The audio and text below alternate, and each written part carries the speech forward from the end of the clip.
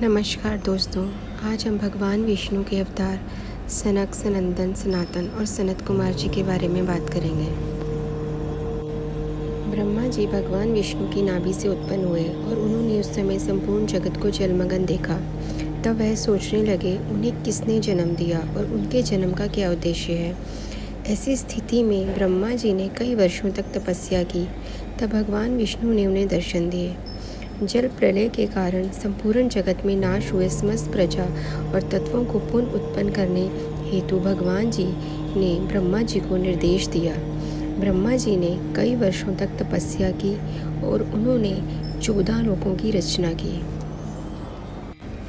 ब्रह्मा जी ने मन ही मन भगवान विष्णु का ध्यान किया।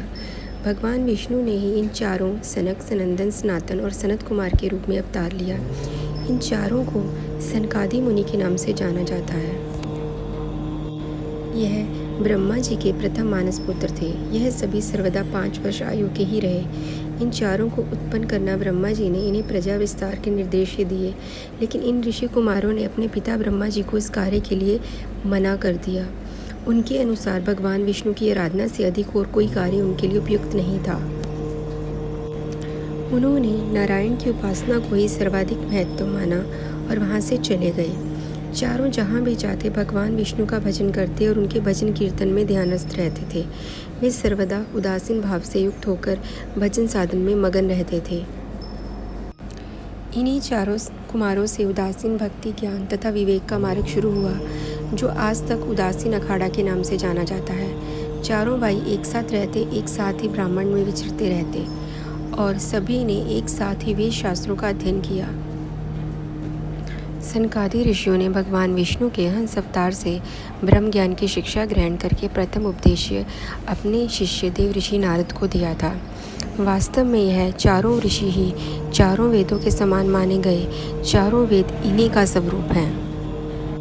पहले काल के समय जो वेद शास्त्र लीन हो गए थे, इन 4 कुमारों भगवान विष्णु के हंस अवतार से पुनः प्राप्त किया। एक बार सनकादि ऋषि भगवान विष्णु से मिलने वैकुंठ धाम पहुँचे। वहाँ के मनोरम सौंदर्य ने उन्हें प्रसन्न कर दिया। कुमारों ने 6वें द्वार मंडल को पार कर जैसे ही 7वें द्वार मंडल पर पहुँचे, जय और विजय नाम के 2 द्वारपालों ने उन्हें रोक दिया। इस पर सनकादिक ऋषियों को क्रोध आ गया। चारों ज्ञानी थे, इसके साथ भी उन्हें क्रोध आना यह भगवान विष्णु के कारण हुआ। सनकादि ऋषियों ने जय विजय से कहा, वैकुंठ के द्वारपाल के बाद भी तुम्हारा विषम स्वभाव नहीं गया है। तुम सर्पों के समान हो, यहाँ निवास करने योग्य नहीं हो। अभी तुम्हारा पतन हो जाए। तभी वहाँ भगवान विष्णु पहुँच गए। उन्होंने सनकादि ऋषियों को प्रणाम किया। भगवान विष्णु ने कहा, ब्राह्मण सर्वदा ही हमारे आराध्य हैं और रहेंगे। इन द्वारपालों ने बड़ा अपराध किया है, जो कि क्षमा योग्य नहीं है, परंतु मैं इनकी तरफ से क्षमा मांगता हूँ। आपने इन्हें जो दंड दिया है, इन्हें यह मिलना ही चाहिए था।